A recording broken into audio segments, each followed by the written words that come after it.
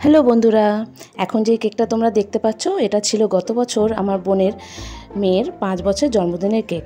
তো কাস্টমার বলেছে সেম বানিয়ে দিতে। তো দেখো আমি এই কেকটা বানিয়েছি, সেম করতে বলেছে কিন্তু তবু আমি একটু কালারটা চেঞ্জ করে দিয়েছি। উপরে একটা পুতুল বসিয়েছি ডল, সেম পাইনি, এটা একটু অন্যরকম। তারপর রোজ নজল দিয়ে আমি একটুখানি ফুল এখানে করে দিয়েছি। দেখো কেকটা তার সাথে সাথে ছোট ছোট ছোট ছোট এখানে নজল দিয়ে, একই নজল দিয়েই আমি এটা করেছি।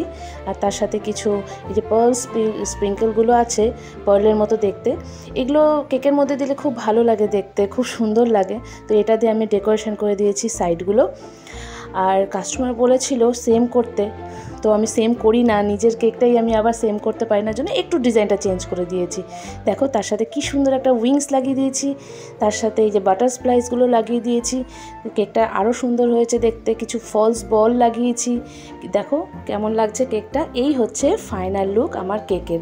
কেমন লাগছে দেখো, আর ভালো লাগলে শেয়ার করো, আর তোমরা আমার কাছে অর্ডারও করতে পারো। দেখো এই যে কেকটা। Okay, bye bye, thank you for watching.